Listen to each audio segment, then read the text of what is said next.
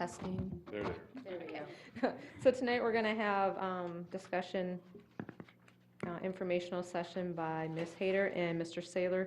They're going to give a presentation regarding the Minnesota Tech Corridor and updates to the EDA on current initiatives and projects within Anoka County.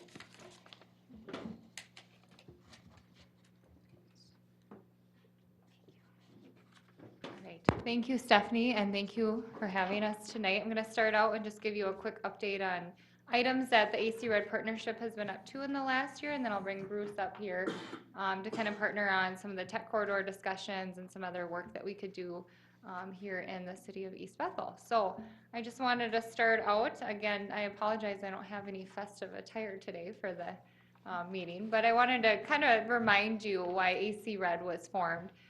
The partnership obviously in 2017 with Connexus Energy, the county, and Metro North Chamber, along with all the cities, looked at this regional economic development study, and we had the three overarching goals that kind of guide us as a region to work with the cities and changing the perception of Anoka County and helping shareholders and stakeholders that are out in the field, including real estate folks, developers, actual residents as well, understanding that we do have a lot of talent, land development opportunities, redevelopment and investment here, and that we aren't that far, and some of these other negative perceptions that may be out in our region.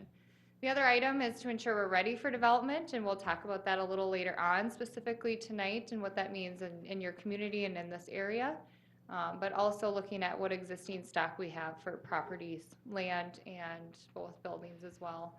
And then also defining roles. There's a lot of players in economic development. There's city staff. There's different types of staff at each city and what their roles are. There's other folks like our utility partners and other people out in the community working with the business community. So we needed someone that was regional to kind of help align people and bring people together towards the same initiatives and towards hosting events and other items. So these have been our main three kind of targets that really are integrated into every item that AC Red Partnership tackles throughout the years. I wanted to bring this map up. I thought it was kind of interesting. We go back to this a lot when we're talking about new employment, existing employment in the region. The map on the right is employment density. You can see where, I want to point out where it seems like obviously there's a lot more employment density to the south of you, but if you look at some of the dark shaded out areas along the 65 corridor, you're not that different than some of the communities like St. Paul suburbs and Maplewood suburbs and Minneapolis suburbs. You have an important employment pool here, especially in manufacturing and related industries. And so I think that's where East Bethel continues to strive and our region continues to strive. And then that left number, you see the circle and the two arrows. So we have 63 folks coming into Anoka County every day to work. We have 121,000 leaving. And then we have 51 that live and work here. And so our goal as a region is obviously not to lose as many of those folks. If you drive down 65, you see so many employers having hiring signs. We talk a lot about some of the real estate side of the work we do as a region, but we also need to focus on the people. Because when companies are moving or expanding in our region, with their real estate, they're also usually hiring people. So that's an important number that we try to focus on, kind of shifting that over time. So with that, AC Red has a lot of strategic events that we're able to host better as a region that maybe it doesn't always work for each of the 21 cities to do by themselves. So one of the big targets that we use our budget for with the AC Red partnership dollars is to sponsor kind of a regional Minnesota Real Estate Journal real estate events throughout the year that are targeted. So this year we went to the Industrial Summit, which talked a lot about manufacturing related spaces. We also went to the Office Medical Property Summit. We also went to the multifamily. So we had very targeted events where you have stakeholders, developers, site selectors, and you can talk about what the opportunities in Anoka County with those audiences. We also had the PGA 3M Open in Blaine. The county had a hospitality tent there. We got 40 tickets a day, and the county commissioners leveraged the AC Red partnership and all of our connections we've made to bring in people that were related to real estate development, existing companies that were here, and folks that we're going to bring in future investment. So that might be companies that are working with us as a region right now to try to find a new home. And so that event was very important to trying to kind of leverage some of the existing relationships and try to bring in follow-up investment. The banking and credit union event was an event that was created this year after noticing, and Julie could appreciate this, there's a lot of the project leads that come in through AC Red and that come across my desk coming through the banking community. They're identifying with their business clients that there's a need to capture that expansion conversation. So they'll talk to their banker early on and say, hey, I'm looking to expand. They might be in Minneapolis and realize all their workforce is coming from maybe north of Anoka County and all the way down. So it makes sense to start bringing them up a little out of Minneapolis and find them a site here so they can continue to grow.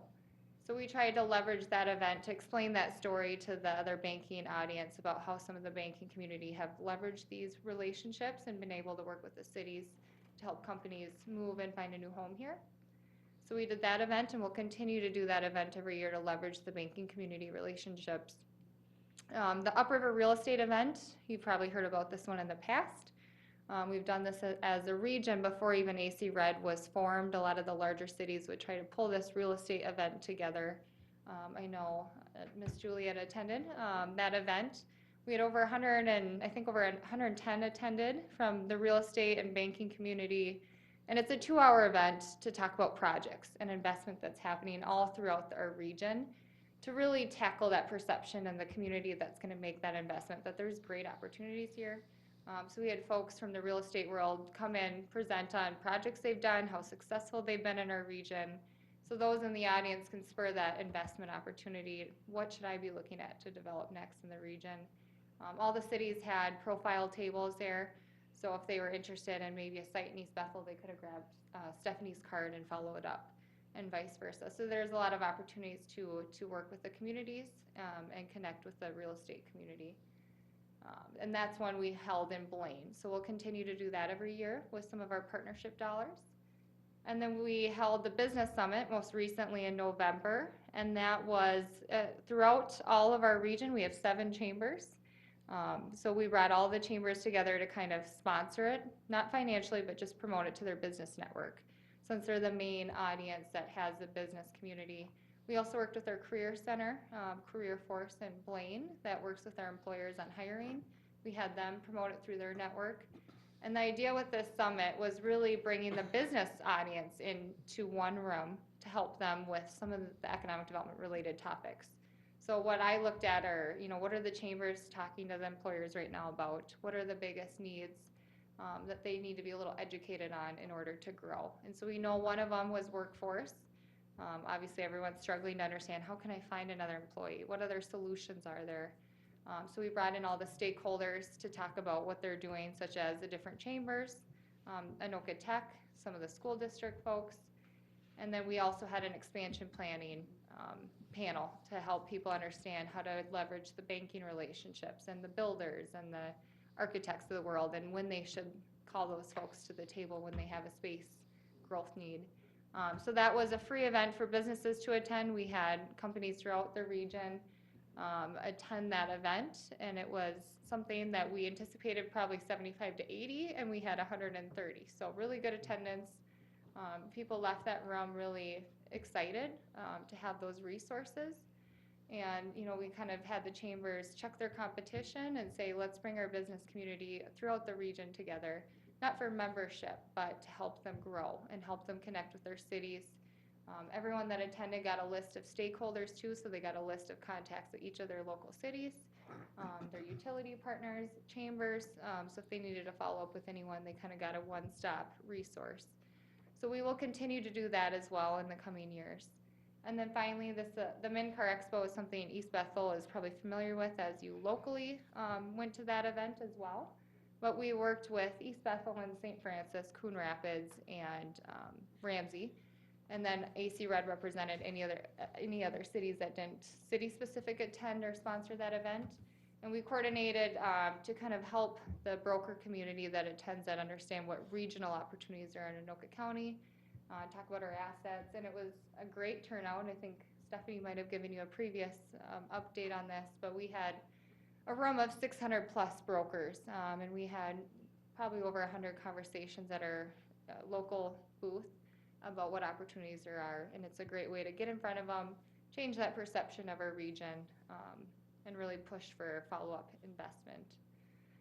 With that, too, there's a lot of marketing work that was done in the last year through the AC Red partnership. We launched the Anoka County Economic Development website, as you probably have seen in the past. We now have a really good partnership with MinCar's property feed tool, which allows us to pull reports like the one you see on the right screen there about demographics. We can pull these for city properties or any other property that maybe a broker is interested and they want some more information. We also have that property feed tool on the bottom right corner that you see. So when people are looking for properties in our region, they can find specific information about each city. We also pulled together regional profiles, industry profiles. So when companies or brokers are interested in this region, we can send them specific targeted approach information to industries. We can use these for events. Cities can use them for events. And we can also use this to supplement any promotion of vacant buildings or sites throughout our region. So it's really supposed to supplement and help the communities in all their efforts, depending on what industry a site or building might be appropriate for. And then locally, I wanted to highlight a few things. Back in, I think, early January, there was some work with some of the community connections. Prior to Stephanie, when Colleen was here, there was a couple of cross relationships with some new businesses that were coming through our open to business side of things. If you've heard from our presentation there, what their services are. We've got some local entrepreneurs in this area that have been looking for just more connections on where to start with a business plan. So that very early on business lead, I'm able to work with our open to business program to help see if there's any real estate services or city services I can help make connections on. I know when we had the Upriver event, there was a city profile that East Bethel had just recently done, so we helped integrate that into some of the promotion of the region and specifically in East Bethel. And then some of the project leads that Anoka County gets across our desk that I say are coming from the banking community or the real estate community tend to be around these types of industries for East Bethel. So there was a grocery store early on in the year that I had sent back to Colleen looking for land, restaurant as well. And then a lot of manufacturing are interested in this region because of the lower cost of doing business. The land is much less expensive than maybe in Blaine and south of you. Open to business clients, as I mentioned. Self-storage, maybe not every city's favorite type of industry. But that's common pretty much across Anoka County. They've all looked at sites in any city. And then trucking and distribution as well. There's been a couple interesting companies in this region that either we connected them directly with the city or a broker's listing to look at. So anytime there's specific interest, we tend to pass them along to either the city partner or the broker who's got a listing and make sure we can capture that opportunity in our region. So locally, that's been the impact.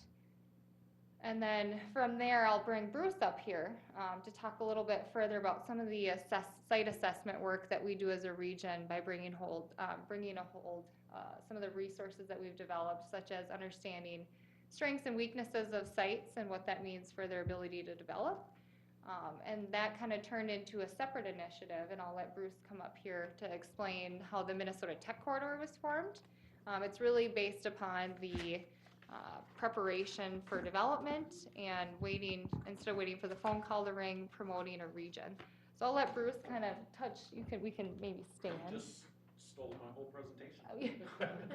I'll let Bruce start out about where the Tech Corridor came from and what that means for this region. Sure. And we officially launched the Tech Corridor Initiative back in August, but really it's been multi-years in the making. And it really started with Connects Energy over the course of the last few years. We would receive RFIs, requests for information for projects in our service territory. And a lot of these projects had a lot of commonalities with them. A lot of them were looking for high energy capacity, high fiber capacity, 30 minutes to MSP airport, a lot of tech talent, available flat land. So we decided instead of waiting for the phone to ring is why don't we proactively go out and market this initiative or this corridor to a national, international audience. And really, it was part of a sweet spot analysis that we did at Connects Energy, kind of overlaying all of these features that we're looking for this project. And we landed on this corridor on 35E from Centerville all the way up to Forest Lake, including the cities of Centerville, Hugo, Lino Lakes, Columbus, and Forest Lake in this same area. And we call this the Minnesota Technology Corridor. And how Anoka County Economic Development got involved is when I talked earlier about those industry profiles. Those were done early on in that economic development roadmap, and one of the 4 is data centers and tech-related users. And why we have an advantage in that industry as just overall Anoka County is because of the same assets Bruce talked about. But then when I started doing analysis throughout Anoka County, we have a lot of land. There's obviously land here, but there's not as much fiber here as there is maybe in that I-35 corridor. So I realized it is kind of a sweet spot for all of Anoka County. There's a couple spotty sites throughout our region that would still qualify for tech development. But a lot of times when you're looking at these huge data center similar users, they need continuous land, right? So we miss that in other parts of our region. So this was an opportunity for one of our industries that we had a huge strength in for us to bring resources from Anoka County to support it, support the cities that are trying to do some of the promotion of their land. And then Lino Lake, Centerville, and Columbus, your cities, city counterparts in Anoka County, really realized it didn't make sense for them to try to promote one of their sites alone, but to work together to try to understand what assets are here and do some more work to be prepared for development. And then from there, Connexus pulled in Washington County as well. Yep, so it's actually a joint effort with Connexus, or with Washington and Anoka County together. Brought them together, kind of talked about the initiative, the idea. They thought it was a great idea, so we continued to reach back out to the other 5 cities in the area. They were all on board. It made great sense. And already we've talked to some other areas throughout the U.S., and they said they've never seen an initiative like this happening, like this, where you bring in 2 different counties together. We're not fighting for the project. I think we all realize if one county lands a project, the other one's going to get rooftops and restaurants and other areas, or vice versa. So they really see it as a strength to the region with this collaboration that we brought together. Yeah, and when I talk about assets in the land, there's high city water and sewer capacity throughout this region. There's 5 fiber providers, not just one, in the ground. Which, if you're a tech company, it's kind of the main infrastructure. If you don't have good fiber internet service, you might as well have no roads, no anything else, because that's their main driver. Because if you think about what a data center, other tech users are relying off of, is every time you save a picture on your phone and it kind of goes into a backup, or your contacts are backed up, it's going into this cloud somewhere, right? And it's not literally in the clouds, it's in these centers. And so they need fast access to that internet. And that's really the main thing that this corridor has that other parts of our county, specifically in Anoka County, don't have as much of. So that was the backbone, I think, that promoted that corridor specifically in that industry. Obviously, the land in their cities are zoned correctly for that too. So they could have land in this corridor that maybe could be also used for trucking and distribution or other similar uses, and it might go for that use down the road. But our goal as a region was to try to help the industry of tech understand that there are assets here when they might have overlooked it because it just looks like greenfield sites. And so that's the biggest priority there. The other nice thing too with this partnership is it's gotten that national attention just to the North Metro in general. So when we do get data centers that are interested, or tech users that are interested, and they need 40 acres, it doesn't mean it has to necessarily just be in the tech corridor. We can look all throughout Anoka County when we get those leads and say, is there an opportunity in East Bethel for this type of use?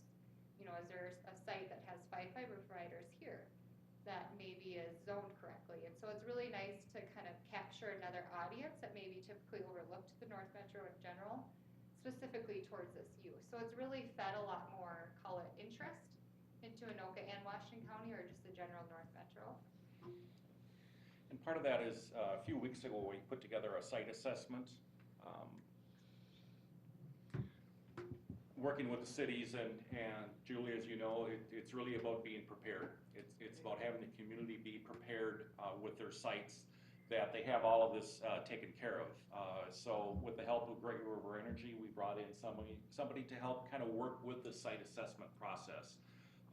looking at the minimum criteria that we're looking for, the site criteria, the documentation, and everything else. So, you know, we're excited to help the cities, and like Chakela said, it really is a benefit to all of Anoka County, because yes, this is a finite area as far as the tech corridor, but it's a good thing for Anoka County because there's other advantages moving forward. And the advantage with the site assessment workshop that we did a week ago, basically a lot of this is transferable outside the tech corridor. So this is what you're seeing on the screen, and we can send you guys a copy of this too if you want a PDF. But it's specific towards the data center industry, this kind of site readiness preparation checklist. But really data centers compared to maybe other users are already looking for a lot more detail. So if you can answer some of these questions or a majority of them, I guarantee you're probably ready for other industries. So if we can do this with other sites, maybe throughout our region that cities are really trying hard to develop, or maybe it's been vacant for 5+ years and you want to understand maybe why isn't it moving? Do we need to know more about the site? We can do this exercise and with each community, and then realize, okay, now what industry does this site make sense for if it's not a data center? Understanding if there's endangered species, or if you have a survey, and some of that information is transferable across all industries. So it's been a really good exercise that has come about through this process that we weren't really implementing as a region. And you don't really do a lot of this work probably at a city level unless you own a city site. Usually that's done by the private market. So it's a nice way for you to kind of pick up the phone with some of your land owners or your listing agents and say, hey, what do you know about your site?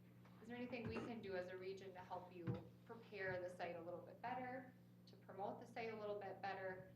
So it's a good opportunity for us to kind of transfer that process to other cities as well. And with the launch of the initiative, the tech corridor, we developed a website, and in the first 60 days, we got over 800 hits on the website.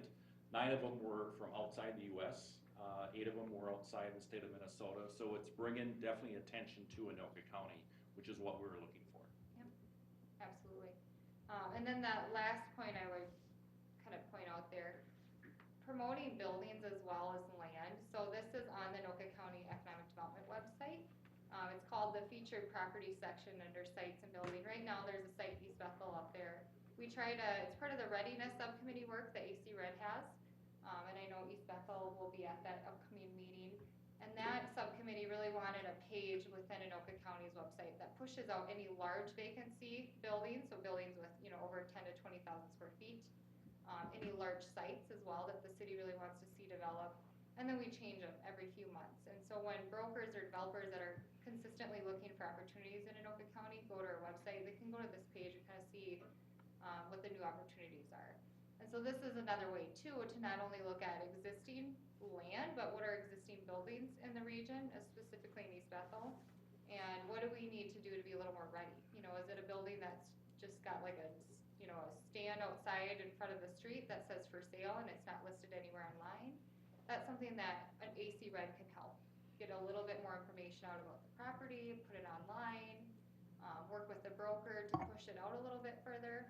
So there's ways on the building side as well that we can be a little more prepared, similar to that site assessment spreadsheet that you saw. Yeah. Is there questions about the tech corridor and then the site assessment process and how, you know, a regional approach could work a little differently in East Bethel to help promote land and sites in a similar way? I have one question. So on part of the rating sheet, it had the category, there's 2 fiber providers with existing infrastructure within 5 miles. So if there's a data center or some other user that's interested in a site, is it typical for a fiber provider, if they're close, to say, we'll commit to coming in? And what kind of scoring does that have? How does that work? You know, a lot of them, at least in this area with the 5 providers, you know, they have certain areas that they have their facilities in. And typically with a data center, they're not going to just go with one cable provider. Right. They might go with all 5 Okay. because they have so much redundancy Right. that they need to build into their facilities. So they'll probably attack, they'll look at all, say who's the biggest in here, and score it that way as far as the points, so. Okay, So that's really kind of how the rating go, and it's subjective, the ratings, it's just kind of a perspective on how do you get this ready? Because really what this is gearing for is if a city wants to pursue a deed site certification program, this at least helps get everything ready and packaged as far as what information you're looking for, should you decide to take it to the next level. okay. And that next level, in my opinion, would be the deed certification. And that's a similar process that you can go through as a community, even if it's not a city-owned site, but a private development site. You can work with your private partners to go through that approach, and I'm always happy to help staff, and if there's ever that direction from an EDA perspective to pursue that you can go through that process. And even on the deed side of things, so this is a Great River Energy checklist, but deed has a similar one. And it'll tell you too, if there's certain items that you have to accomplish in order to be shovel ready, there's a cost to it sometimes. Like a survey, for instance, can cost up to $10,000. So it'll tell you anticipated cost. And that can be something as an EDA, you decide, hey, we want to pursue this much into each site to help them be a little more shovel ready. Or you could ask the private owners if they want to do a little more. And that's typically how other communities have shovel-ready stamped their sites, whether they're city-owned or not. And to add to that, Connect Energy, I budget every year at least 2 shovel-ready sites to help cities. So Okay. we do have funding available at Connect Energy, first come, first serve, but should you want to pursue that, certainly get a hold of Chicala and we could, certainly help fund part of that, like we did here with the Business Retention and Expansion Program years Right. ago. And it doesn't have to be industry specific. So if you've got a site that maybe doesn't have a ton of fiber, but it would still, the majority of companies, manufacturing, distribution, contracting users, they just need internet, right? They don't need 5 providers. So if you've got land that's got internet close by, it's got city water and sewer close by, and it's a site that the city really wants to see be developed soon, that's a really good opportunity to start pursuing that shovel-ready certification. And then as long as other things don't come up in the process, like the site isn't all wetlands, Right. or it's not all contaminated, usually you get past that first, minimum yes questions to Sure. get ready for a site shovel-ready certification. Because it's all about readiness. And, shovel-ready certification helps you promote sites at a little higher level. If you've got a broker listing a property in East Bethel, it's going out to the local broker audience. And when you get it kind of stamped shovel-ready, it goes onto Deed's website, and it allows you then to be at the front at some of these national audience groups that Deed goes out to. Because obviously it doesn't make sense for East Bethel or even just Anoka County to go to a conference in Dallas to talk about Anoka County. But it makes sense for Deed and the state to go out and talk about Minnesota. And then when they get those opportunities to have conversations about what are your shovel-ready sites in Minnesota, if you've got one in East Bethel, you're on that list. So it's a way for us to leverage that relationship with our state partners to push certain sites that are really that top tier for you as a community out through the national audience besides just the local real estate community. Okay, thanks. Yeah. Questions from anyone else?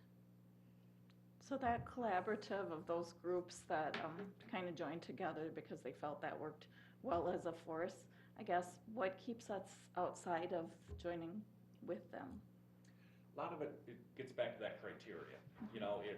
It's high energy capacity, it's the cable providers that are there, the fiber providers, 30 minutes to MSP airport. Those are some of the main criteria that these companies were looking for. Okay. And they only want to focus on that area. So unfortunately, if you had those criteria, you certainly would be included in that. But, at this point in time, we just left it at that corridor because that's where we can meet all those five or six criteria. Okay.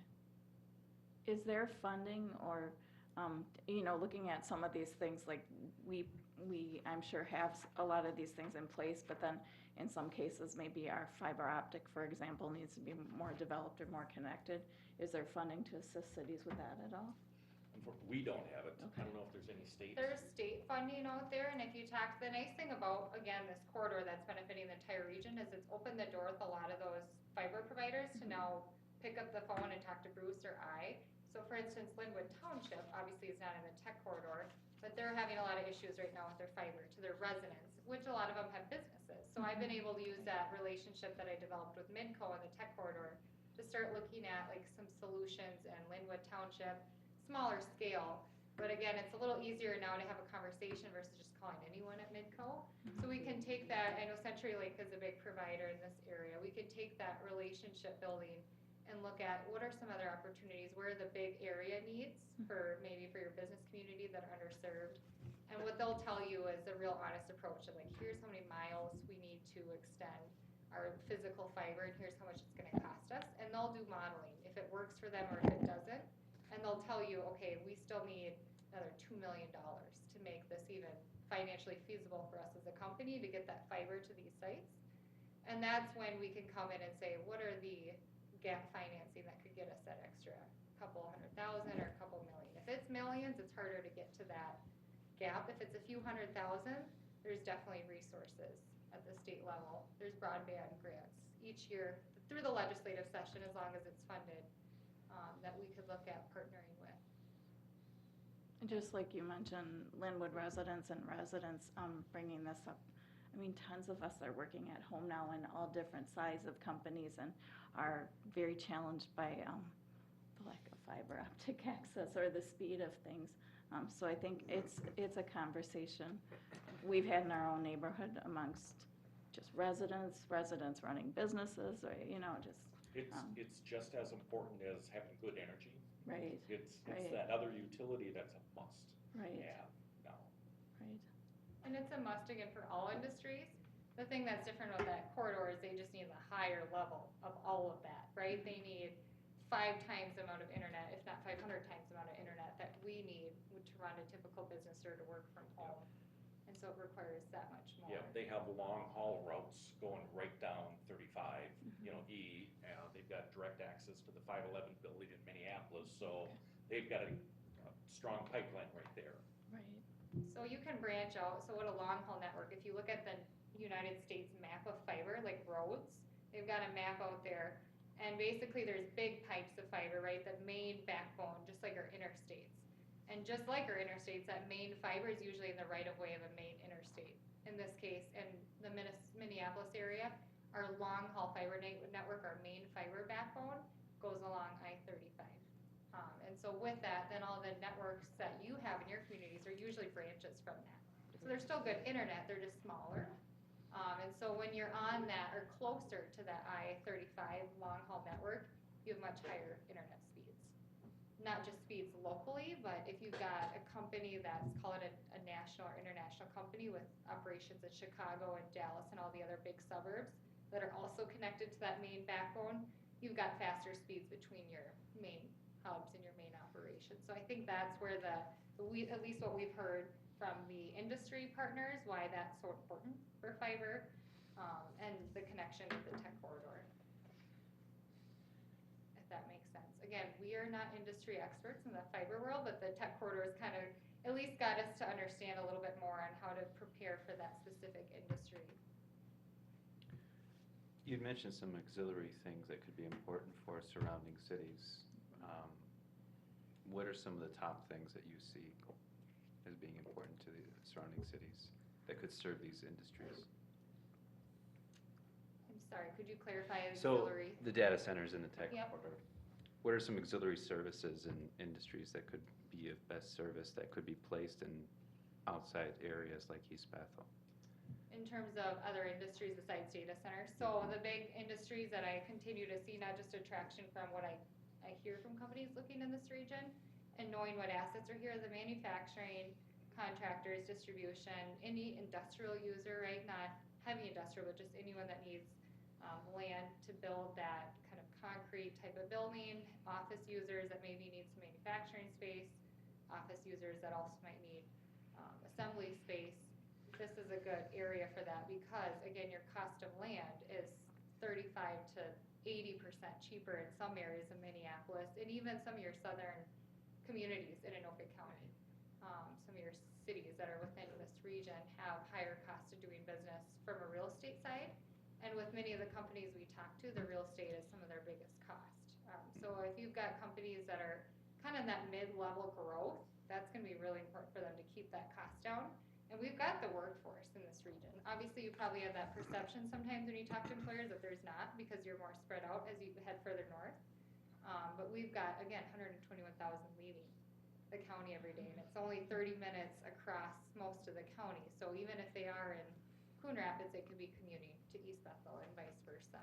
So you've got an opportunity to capture the workforce, to capture that type of industry that's mid-level, that needs lower cost of real estate.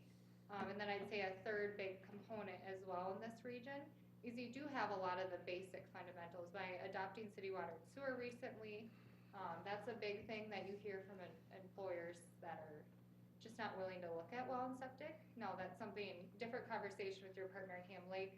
Then I try to help them understand how to explain well and septic to companies. But that does become a challenge that many of them face in Ham Lake. They just, whether it's bad or good, a lot of them don't want to deal with it. So that helps you kind of get over that first hurdle that maybe some of the rural suburbs deal with typically. And I think some of the other benefits that you have here in East Bethel is that you're in that next ring of where businesses are looking to move to. I mean, we've talked to, a couple of businesses that are in Minneapolis right now proper, and they want to get out of there. They want to get to that next ring. But, so if they have access, within reasonable time, they're looking for flat land. They're looking for land out here. They're looking for, they can attract the workforce. They don't have to drive downtown. A couple of the first leads that we got from the Minnesota Technology Corridor website were from people that live in the north part of Anoka County here, saying, I'm sick of driving to the U of M for a tech job. I would rather stay here in Anoka County. So I think that benefits everybody. Less people on the roads, we can keep people here, and it's just a win-win for everybody. So again, you may not land a tech company per se, but you're gonna build some nice homes, because at least for the data centers, those jobs are high-paying jobs, and they're not gonna buy small homes. They're gonna buy nice, big homes, that should increase the tax base everywhere, so. And the other benefit too, now having AC Red partnership, working at the city of Fridley years ago, I didn't have that partnership at the county level, and even when I went to White Bear and Elk River, any of the counties, the 3 different counties I've worked in at a city before I came here, I didn't have that network. And there's something to be said about that network of all the cities in Anoka County now working together, because they all have companies in their cities. And some of your southern cities, even Blaine, which is your closest large community to East Bethel, they're growing now at a capacity where they can accommodate all their business growth. And so the nice thing is the cities are not competing anymore. They're working with each other. They're saying, hey, East Bethel, I've got a company in Blaine. A lot of the residents or workers or residents in this area, we don't have room for them in Blaine anymore. Can we work with you in East Bethel to make sure they find another site? And we're seeing a lot of those conversations happening right now. And so by having this network of partners that have all these resources that AC Red brings to the table, we can support that growth of existing companies, which is just as important as trying to make sure we are prepared for the national audience or even the Minneapolis audience to come here. And there's something unique about that. I guess I didn't have that when I worked in other regions. I mean, if I needed to work with a city, it was really because we were working on a water extension project or something that's typical, the cross-jurisdiction line conversations, and now it's just general economic development conversations between the partners. So if the broadband access sounds like it's key, and I think we've known that for a while, and it exists along the 35 corridor between 2 counties, it would seem to me that in terms of Anoka County and all the communities, that it would be beneficial to have that broadband capability enhanced along the 65 corridor, because it passes through, 7, 8 different communities of the county, and it goes up through the heart of the state when you keep going. Is there any, from the county level, any discussions on trying to beef that up and focus on that? Yeah, and I'm sure some of you have met maybe with Susan Breland, she's our county IT director at Anoka County. And before my position, I guess there was no one that really interpreted how important the internet is to economic development. Now having my role there, I'm able to work with the partners like Susan at the county and partners like Joe McPherson at Highway. So when they are doing their plans, like the 65 improvements, whatever that looks like, when Susan is negotiating the ZAO contract, I can have those conversations with them to either interpret some of that towards the city levels of how important it is for economic development versus just, we gotta renew a contract, right? It's, okay, we gotta renew it and we gotta be a little more service ready for the business community. So Susan, I can tell you, is working on her own countywide project right now, and I've been able to have some preliminary conversations. I know there's difficulties with franchise agreements and everything else that come into play, but I'm more than willing to be a partner and have conversations with Susan and your local providers and be kind of a point person for you to start doing an analysis of where are your gaps and what can we do to help maybe come up with a plan long-term to service. Because that's like Your like the mayor said, it just seems odd, okay, we're talking about this I-35 being such a main backbone. We are, just a little distant from them, but Highway 65 is certainly a main artery here, and for us not to have, or not to be included, and not to have the strength of building up that fiber if we don't have it, and having that connectivity, because like you said, Blaine is such a hub, there's so much going on there, and you could tell it needs expansion, there's hardly anywhere for it to expand. Yeah. And then Ham Lake is kind of a different dynamic in the middle in that they're rural and septic and those sorts of things, but I mean, the idea is to kind of connect it together and continue it. And we almost become just oddly set apart if it all becomes about, well, this I-35 has this, and since they don't have that, we're just like the redheaded stepchild or something. And we have all these resources here and all these businesses and all this opportunity, it just doesn't even make sense. I mean, except obviously, it seems the fiber needs to get developed to facilitate it. And if you look back to that map at the very beginning, there's certain things in Anoka County that I can help with. There's certain things I can't. I can't change our infrastructure system that's already here. I can't change the way the freeways were developed, and that's where a majority of your employment naturally is. So we're not gonna get a freeway, unfortunately, that I'm aware of anytime soon east-west across Anoka County. Sure. That would help drive naturally some of those resources that are built into the land, including fiber. Like I mentioned earlier, it's much more expensive, I think, than you always anticipate, or at least than I even anticipated personally, to get that fiber even another mile. So that's part of the problem that we're more than willing to help address regionally, what we can do to expand some of the local service. But that built in the ground long haul network is a national wide kind of conversation, like the freeways that we don't always have a say in locally to expand or develop. Now, towards that industry, that's great. Doesn't mean that other industries that aren't data centers or tech aren't important. So you're still extremely important in all the other industries, but that one specific industries out of hundreds of other industries, it's still the same conversation that the other 18 cities that aren't in this corridor that we have about what each community has to offer. And there's a ton to offer, like you mentioned. Obviously, you're not located on I-35E, so you can't change that. But you're on 65, and there's still opportunities that are going to come with all of the other projects that are going on right now. And I think that's an important story to tell about East Bethel. Was that site assessment checklist developed off of a SWOT analysis? Strength, weakness, opportunity, threat? Yep. It's really based off of Great River Energy, our power supplier, has a data center site assessment program that they have used for many, many years. And also we've got the deed site assessment program. So this was kind of a compilation of both of them together. And to me, it's like a college course, an 090 course. It's just a general course to get people to start thinking about, what is needed for a site assessment. And also, I mean, nationally, you're looking at the Site Selectors Guild that's trying to come up with their own site selection criteria. So things are in motion, but this gets you probably 80% of the way there of what national site selectors are looking for in a community. So it's just pulling from different areas as far as what typically has been asked, as far as what documentation is needed, engineering studies that need to be done to be considered shovel-ready or put that higher on the list as far as criteria. Then, what is the total population of Anoka County? Does anybody know? It's 350,000. Okay, 350, and we have 172,000 workers out of 350, so that's pretty good. Yep, so we have quite a few workers right here, employment in Anoka County, and even in the last year, Anoka County compared to all the other 7-county metro area and all the other 87 counties in the state, we added the second most jobs in terms of our existing jobs. We added 2,072 jobs in the last year. Obviously, none of us in this room can take credit, but our employers are doing great. And that's a story to tell that has nothing to do, the tech corridor really doesn't actually have any employment right now. There's not much going on there.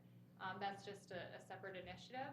I think the story to tell is not to focus on what you don't have and what you can't change, but to talk about where you're headed in East Bethel. And I think capturing that continued employment, there's been employment, I'm sure, in East Bethel of that 2,000, because you've got some great employers here. And you've got, you know, some work that's being done on 65 to see how we can make that a better corridor from a transportation side of things. You've done a lot at the city level to prepare yourself for development, city water and sewer, planning, you know, continuing to invest in staff. And so that's something that you have as a baseline, which is much further along than some other communities. So I think capturing that and doing your own analysis and working with your regional partners like us, that we can come in and help wherever you tell us to help.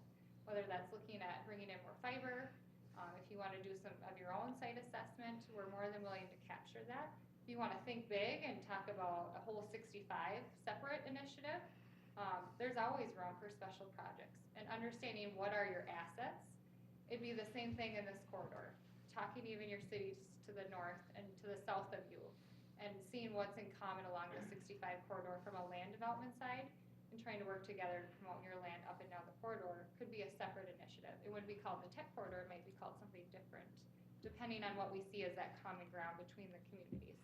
Or it could just be something that you work with us to help East Bethel have a little bit more advantage, or to see what you're missing.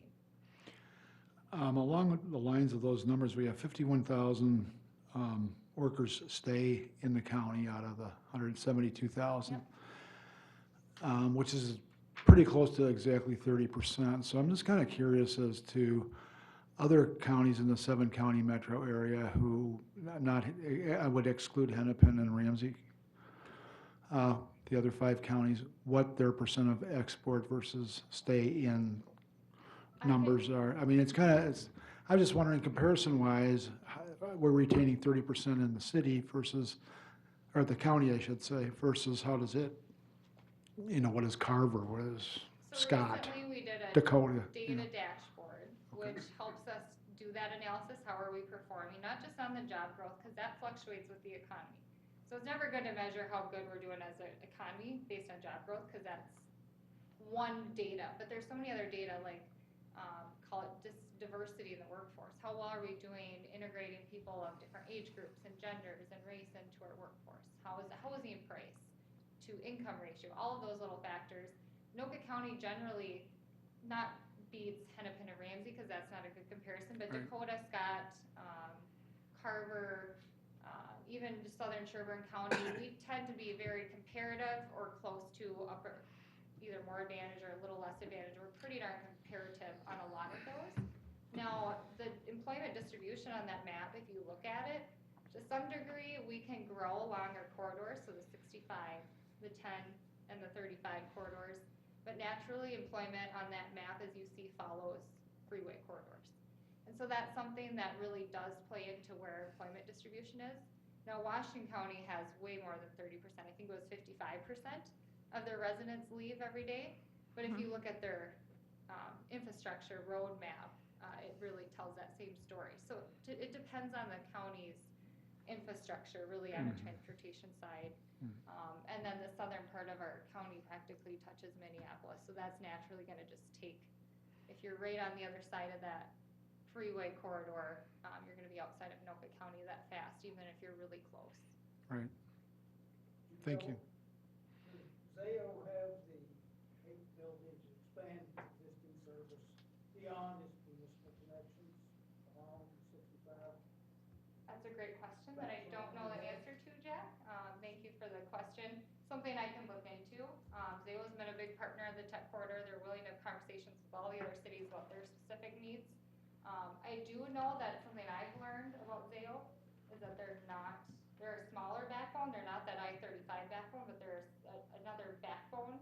throughout our county, and they're really not the stub to employer last mile provider. They're that main backbone, and I know that's currently what the county's working on, is that backbone throughout a region.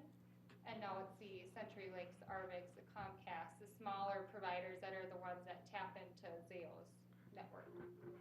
And you know, with that, we have Midco, CenturyLink. So we're talking about different providers. Those, that could be somewhat like what would be the big supplier, the capacity. But it'll give us those more to provide that redundancy. Absolutely. And again, back to that, what does East Bethel need? What do you need? Do you need more of fiber? Is that a real issue? And what can we do as a region to help you? And I think pulling those stakeholders that are working on the tech corridor to work on East Bethel's corridor and getting them all in a meeting, just like they did with some of the tech corridor work, we can do the same thing here to really start looking at what do we have, who are the stakeholders, and then what do we need to do to become more competitive and kind of set up a strategy. Quarter one strategy in 2020. Quarter two, do you want to get all the fiber providers in the area to the table to talk about what you need? Do you want to have a conversation with Highway to see what their plans are for future transportation corridors? So there's a lot we can do, and that I'm willing to do as a regional person with your city to help you kind of move forward and get where you need to go and get over some of these hurdles that you might see. Well, I think part of that timing is now. I mean, MnDOT's going through their study right now with the southern part of Highway 65.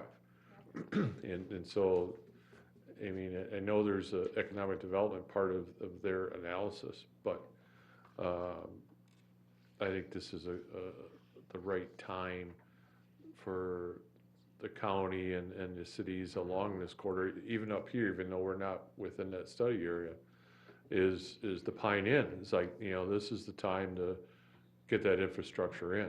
You know, I mean, obviously construction there won't happen for 10 years, but, you know, it's the planning ahead of time that makes a difference, Yeah, so. the need for data is only gonna increase. It's Right. not gonna decrease. 20 years ago, we just laugh having this discussion, you know, and And wasn't it part of the business retention and expansion It was. outcome was the need for fiber in this yes, area? it was Yeah, one I of mean, the and that top was how many- ones. And that was how many years ago? So, but Three. I agree with you, Mayor, that the timing's right. We've got the construction going on. They should be putting in conduit and So from your perspective, have you had any involvement with MnDOT on the open houses or? I personally have not, so Joe McPherson from our highway department's taken the lead, and he's pulled me into some of the smaller conversations and asked questions, asked me for interpretations of comp plans even. You know, what does this mean, you know, what does that mean in terms of economic development? So I've been able to advocate for keeping the corridors open. Now, we haven't had any 65 economic development coalitions to just talk about the land and then try to fight. So I think, you know, the biggest thing is to fight for what you want, right? And each city can do as much or as little as they want. So to give you a comparative, on that tech corridor, there's 5 cities. They don't all 5 have the same sites. They don't all 5 have the same, call it, drive into that. They're all engaged. But some of them are a little more engaged, some are a little less engaged, depending on what their needs are. You know, some don't have as much land to develop, so they don't see a need to really fight hard. Some are really fighting hard and trying to do more workshops with us and trying to pull in the fiber providers more. You can only do as much or as little, or I can only do as much or as little as you ask. So if you're asking for a meeting with the fiber providers and you direct the staff level to do that, Stephanie and I can work with whatever you tell us to do, and I'm happy to pull in my resources. That committee that was formed around that 65 corridor has been, I think, far along before I even started, and maybe that's why I haven't been as involved. But they're coming to me as questions come up. But again, I think it has to really come now and saying, what else can we do while we're in this stage to be more prepared and to fight for what we want as a city. I mean, Joe's hearing it at the Highway 65 Coalition meeting from the communities that are north of here, you know, and they have that interest in what's going on in 65, and they're focused on the fiber. I mean, they're more challenged than we are right now, and if it doesn't happen down here, it's not going to happen up there. So so I think all these cities have should have a common interest in this. So I just want to make sure that MnDOT, you know, is going to pay its, you know, its due attention to this in their planning sessions, so. Is it more effective to drill up with an initiative like this, or talk to state representatives and try to drill it down, I mean, I think it's helpful. or to- both?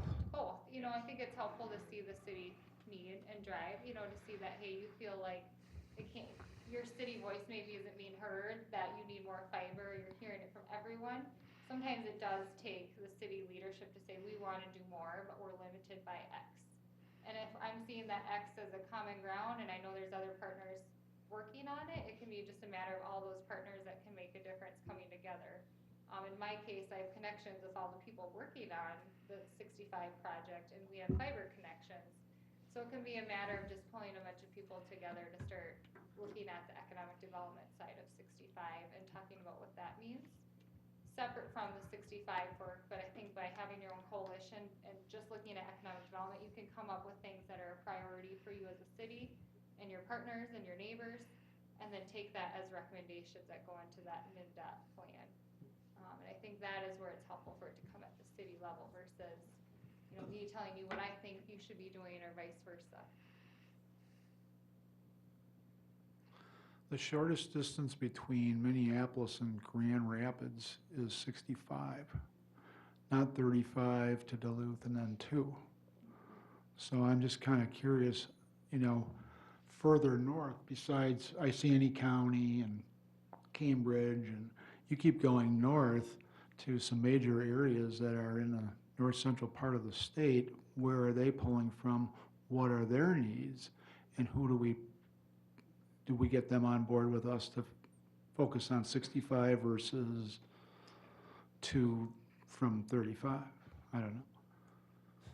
I think that's a later conversation, maybe, right? And then, I apologize, I don't know what's happening to the north, right? I spent so much time looking at what's happening here and making sure you guys are all served. But I think that's a later conversation, but I'm more than happy to continue on this conversation. And working with your staff as well to start seeing what are some action items that we can do to move a little bit further, and some of those concerns and goals of 65 being a little better than it is today. I think one of your greatest assets is right here, because you didn't have Jaquel before, kind of that point person at Anoka County, so I would definitely lean on her to at least start the conversation, get the people together that needs to be together, and if it's top down or bottom up, it's, you know, come up with a plan and set some realistic expectations. And I mean, I think we're all in agreement, you know, businesses need fiber to grow, and you need it as much as you need electricity. I think the other thing is that when you look at what has historically happened, and I'll look at my own specific experiences, the state has spent money having broadband brought in to other parts of the state. I have faster internet in my cabin on the south end of Lake Mille Lacs in the little town of Waukon than I do 2 miles over here in East Bethel. It isn't even comparable. And that's a story that's gotta be told. But that's a story that the state legislature basically has done. I mean, you can go up into a corner of East Bethel, and you can't even, the only thing you can get there is dial-up. I mean, you know, we all know what, you know. But that being said, there's a new development here too that went in and is advertising super high speed, so I don't know if they paid extra. And I've been talking to some of these construction companies, and they say, yeah, we're building it in as part of the deal that we're putting in good fiber optic or whatever, because that helps us sell. And so it's coming. It's, you know, it's a matter of figuring out how to connect it up. And We also had it explained to us by a, I'll be right up front, a very old and dear friend of mine who is a professional engineer that is in that industry, and he explained the ins and outs, and I'll just leave it at that. Fiber is a very difficult conversation, and like I said, I know the very tip of the iceberg, and I know the people to talk to. I know there's really other great staff at Anoka County that are working on this fiber and highway, right? So McPherson and Breland, really two great staff leads at the county that are doing their own separate plans, that I can work with them and kind of advocate on your behalf and maybe get them all in a room together with the fiber providers. That might be a really great start. There's so many complex layers that we're never gonna solve, but I think if you have some real goals on what you do wanna solve and what you can solve, we can't solve everything I know with fiber, at least immediately, in terms of what our role is in economic development and what our role is even at city levels. So if there's things that we can fix, let's do it and let's try to get there. And it might be taking those other staff that are working on the county level at it, understanding where they're at, what they know, and bringing that all to start. I think that's a really good place to begin with. Now, the other conversations about how developments are getting it and others aren't is all dependent on location and what's already there. And I think that's a whole separate conversation as well. And are a little more complex, as you know. Well, no, Daryl knows a lot. That's, yeah. The problem's getting from the glass to the copper. That's where the problem's getting from Zale out here to Midco down 221st. That's where the balls are getting dropped. And Who are the major providers? pardon? Who are the major fiber optic providers now? Out there? In this, in East Yeah, Bethel? or nearby. Cause did you say there's like 7? No, Not Or here. not here. No, you but- get- But in general. there's 7 cool. chambers in Anoka County, not. Well, there's 5 cable providers. So we know Yep. there's Midco, Midco, Comcast. any of the larger cable companies are probably in the fiber business. We don't have any Comcast franchises in the city. Okay. Yeah. Comcast wasn't even interested in hanging out there the last Hmm. time. We had a franchise talk back in 2009. Mhm.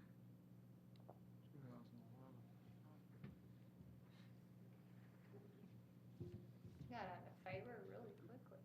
Yeah, I feel like we've kind of talked about. right. We solved all the problems tonight. Or at least discussed the problems, Yeah. and now we need to Discussed the figure out what we need to do The next people collectively. up here, I think, Right. might need to be the fiber companies. Right, And again, like Bruce said, I'm happy to be your regional person, to help you and work with staff, once you kind of set some further direction. But I'm happy to start doing some action items, okay. and really see what is the next step that we can do in terms of economic development to help you be a little more prepared. To take off, some of the work that staff has done in the past with the providers, to look at what the county staff are doing and make sure we don't overstep or cross-step some of the great work that they might already be trying to do on your behalf, but only complement it and make sure that we're not missing opportunities that you feel like are missing right now. The last thing I have a question, and it has to do with the Washington County, Anoka County Cooperative on the tech corridor. How willing are the providers to share their networks with other providers? Because when we had Midco and CenturyLink in on a meeting with Xywave, they were not interested in sharing any of their network maps with anybody else. What we found with some of the first RFIs that came in, exactly the same thing, that, they wouldn't even leave us a copy of the map. Right. They would tell us where it is. Now, Zayo, a lot of the stuff is online, that you can just look at the maps. So really, it's up to each individual company on how much they want to release or not. But I would think they need to be transparent with you Right, to say, here's what we got, here's the areas and things like that. So I personally would approach them to say, show us your network in this town, is the starting point, and go from there. Absolutely. And, we've been successful with the corridor initiative, is that we've actually got all 5 in one room talking, and there was no fights. Nobody got in a fight. They're still protective because a lot of their stuff is proprietary, but at least they're there at the table. And I think that's what you need to have here, is those people at the table to start that conversation. The thing you always have to keep in mind that sometimes I forgot when I was fighting on economic development things hard is what are their motives, right? So what's a fiber company's motive and where do they make money? They make money off of they make money off of your bill every month. And the quick way to do the math, at least in my example of Linwood Township and some of the work I'm doing, which has been really difficult because there's a lot of roadblocks there too. But to give you an example, take 5 acres.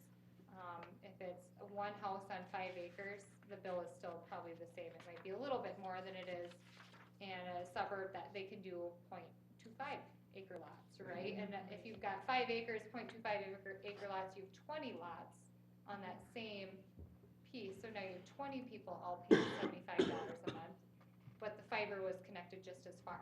So it cost them just as much to extend that fiber as it did to that 5 acre lot versus that 20 acre lot development. And now they're making 75 times 20 versus just $75. So that's what's difficult, for instance, in Linwood Township. They have no large or call it small land or small site development. So they don't have any area where there's density. So every time they extend a mile to get to one house, they're only getting $75 a month off of it. So they can't even make it feasible ever, really, in that area, to do a lot of extension without some of those grants. And even with some of those grants, they're hitting a roadblock of saying, we can't figure it out. So there's some of those conversations. That's just a basic example. There's way more layers of complexity in there. But that's at least how I'm interpreting it from them, that we don't make money off of extending 3 miles if we're only getting 6 new customers. So it's hard. Their technology is changing so fast Yep. also. I mean, you take a look at what they've done in the city of Minneapolis, and so far, again, I'm familiar with one of the 3 owners of US Internet. He's married to my niece. And, they've got these little Wi-Fi towers on, every stinking telephone pole there. But it's just an example of how you have no idea where the technology is going to be in 10 years. If you think we have difficulty here looking at things 10 years down the road, and they got some really smart people trying to develop their new stuff, and it's just.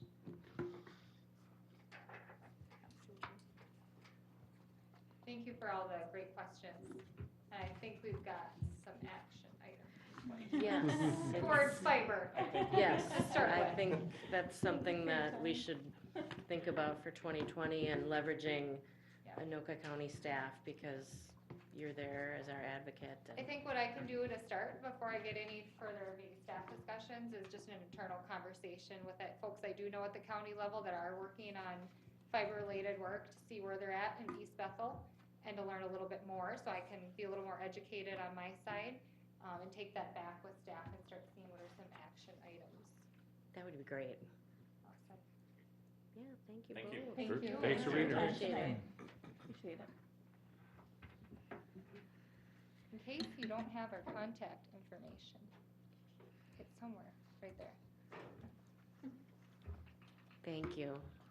Thanks. All right. Item number 5, Marketing and Economic Development Report. So, staff's been still active doing marketing and economic development.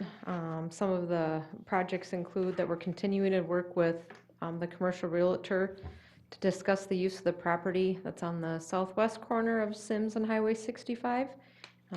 We've been talking to them in regards to doing some type of mixed-use development, how it could be done with or without public utilities. Again, we're continuing to talk with them.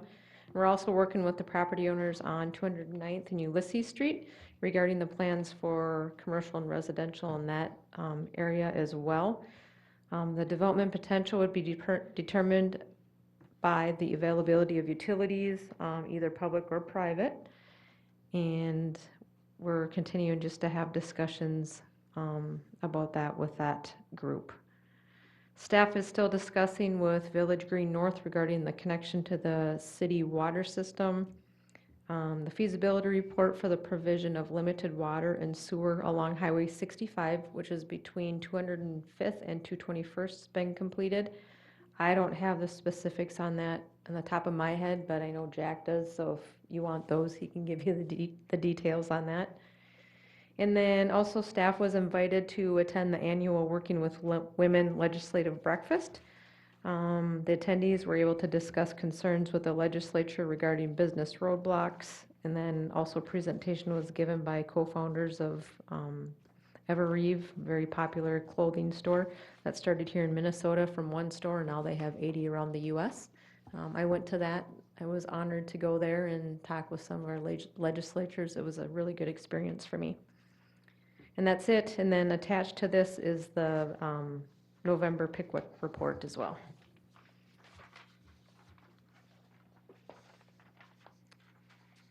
All right, any questions or comments on any of the items? All right, with that, we'll move to item number 6, City Council report. I've got a few things here. First one is, we approved the reappointment of Brian Bazanza for another 6 years. Oh, Thanks, for sure. Brian, for volunteering. We approved the final property tax budget for 2020. We approved the final Housing and Redevelopment Authority property tax budget for 2020. And we approved the final Economic Development Authority property tax levy and budget for 2020. And we also approved a social media policy, and we authorized the city, or the staff, to officially create a city account for Facebook, Nextdoor, and YouTube. And finally, I'd like to say this is my last one liaison for this year. I don't know who'll be your liaison for next year. But I just want to say thanks. I learned a lot from you guys. We had a really good year in 2019, and it looks like it's going to carry over into 2020. And I just want to say thanks for everything you guys did, and wish everybody a Merry Christmas and a happy and safe New Year. Same to you. You too, thanks, Tom. Do you have Fun anything on the, having you here. isn't there a fire department waffle thing coming up in January too? Yes, January, the last Saturday in January. Okay. Yep, Station 1. We're going for 400 people this year, so. There you go.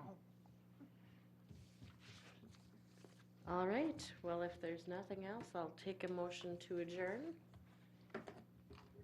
So moved. Second. All in favor? Aye. Opposed? We are adjourned. Tom, thank you for this.